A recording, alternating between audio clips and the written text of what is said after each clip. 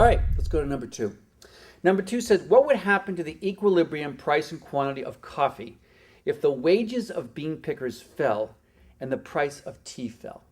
So now we have two forces here. The wage pickers is an input, right? Because these are workers who are producing the coffee, so that's going to affect the supply curve. Tea is a substitute for coffee, so that's going to affect the demand curve. So now you have to figure, okay, one is shifting supply, one is shifting demand. What's going to be the result? So let's work it out before we even go to the problem itself. All right, let's go back to our supply and demand curve again. And this is the market for coffee. We're going to draw it.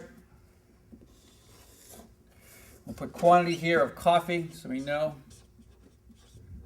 We have the price of coffee here. We have a demand curve for coffee. We have a supply curve of coffee. And now let's take our scenarios into account.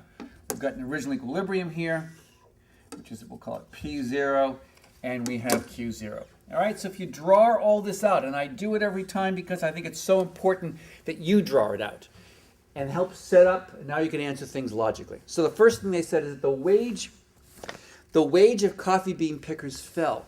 So that means that it became cheaper to produce coffee. So that's going to cause a shift in the supply curve, but a shift in a particular way. It's actually going to increase the supply curve because the price of an input, in this case labor, the most important of inputs, fell. So the supply curve is going to shift out, and we'll label that S1. The other thing they said to you was that the price of tea fell also. So tea is a substitute for coffee. So what's that going to do? Is that going to increase the demand for coffee or decrease the demand? In this case, it's going to decrease the demand for coffee. So let's draw it. I'm going to put it in green just so I just change our colors up here a bit. So here now is a decrease in the demand for coffee caused by a decrease in the price of tea, tea being a substitute for coffee, and there's D1. So now we have to locate the intersection of S1, D1. We'll call it right there.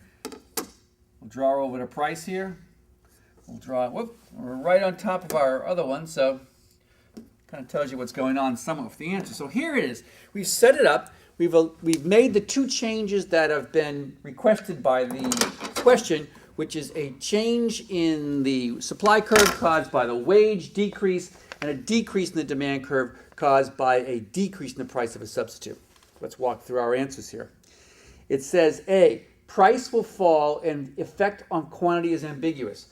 So price falls. Does price fall? Yes. Again, the shift out in supply is putting downward pressure on price. The decrease in demand is putting downward pressure on price. Price unambiguously has to fall in this particular case. But now look at quantity. The increase in the supply, if that had been the only shift going on in this market, would have increased equilibrium quantity. The decrease in demand caused by the decrease in the price of tea would have pushed equilibrium quantity the other way. So the two shifts are offsetting to some extent on equilibrium quantity, and we don't know which one's really going to dominate, but we don't have to. All we have to really know is that price will unambiguously fall, but in this case, quantity demanded, the equilibrium quantity, is going to be ambiguous. We don't really know. We don't know which of these two shifts is going to dominate, but we don't have to. All we have to, again, recognize that it's ambiguous. So A is the right answer, but let me just walk through some of these other choices for you.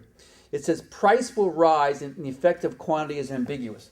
Price will rise. Well, price can't rise, right? You've got two shifts, a decrease in demand and increase in price and supply that are both pushing price down. Price cannot rise in this case. You can eliminate that one quickly. Quantity will fall and the effect on price is ambiguous. Well, again, you may have drawn a fall in quantity, but that's not right, again, because equilibrium quantity is decreasing due to the decrease in demand, but equilibrium quantity is increased due to the increase in supply. So again, quantity has to be ambiguous, and you cannot assert that it's going to go one way or the other, so you can eliminate C. Going now to D, it says quantity will rise, and the effect on price is ambiguous. Again, quantity can't rise, so D is out of the question. All right? So again, a nice problem, two shifts, a shift in supply, a shift in demand. You have to go from the original equilibrium to a new equilibrium and determine if there is an unambiguous change in equilibrium price or quantity or an ambiguous change in one of them. All right? So I'll stop there at number 2, take a break. We'll come back for number 3.